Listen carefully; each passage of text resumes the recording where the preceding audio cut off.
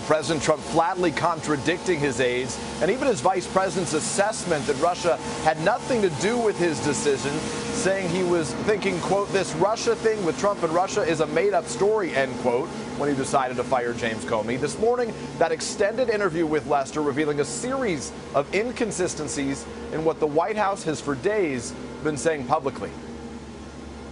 This morning, pushing back at the president, leading lawmakers defending ousted FBI Director James Comey after Mr. Trump branded him a grandstander and a showboat. I found him to be one of the most ethical, upright, straightforward individuals I've had the opportunity to work with. Frankly, I'm offended at the president's comments today. On Comey's dismissal, President Trump offering a new version of events. Oh, I was going to fire regardless of recommendation. Contradicting his top aides and the vice president. Tuesday, the White House insisting the president acted based on the clear recommendations of the Deputy Attorney General, Rod Rosenstein, and Attorney General Jeff Sessions. No one from the White House. That was a DOJ decision. The next day, he took the recommendation seriously, and he made a decision based on that.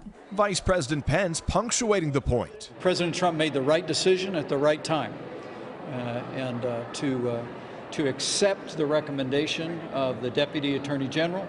The White House spokeswoman saying, quote, the back and forth doesn't make a difference. This shouldn't be a complicated process. The president knew that Director Comey was not up to the task. Stepping into that role and into the spotlight, acting FBI Director Andrew McCabe, rebutting this White House claim from Wednesday. The rank and file of the FBI had lost confidence in their director. Director Comey enjoyed broad support within the FBI, and still does to this day. McCabe also disagreeing with the president's assessment earlier this week that the Russia investigation is a total hoax and a taxpayer-funded charade. Sir, we consider it to be a highly significant investigation. An investigation, he says, hasn't been impeded and won't be. Simply put, sir, you cannot stop the men and women of the FBI from doing the right thing. As for the president's telling NBC News that Comey told him 3 times he was not under investigation, I will not comment on whether or not the director and the president of the United States had that conversation.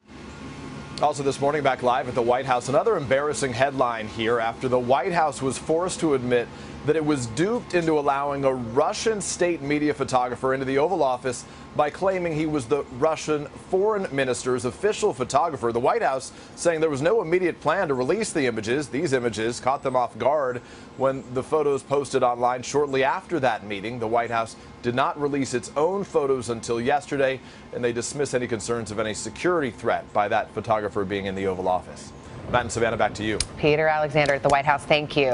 Hello, Today fans. Thanks for checking out our YouTube channel. Subscribe by clicking that button down there and click on any of the videos over here to watch the latest interviews, show highlights, and digital exclusives.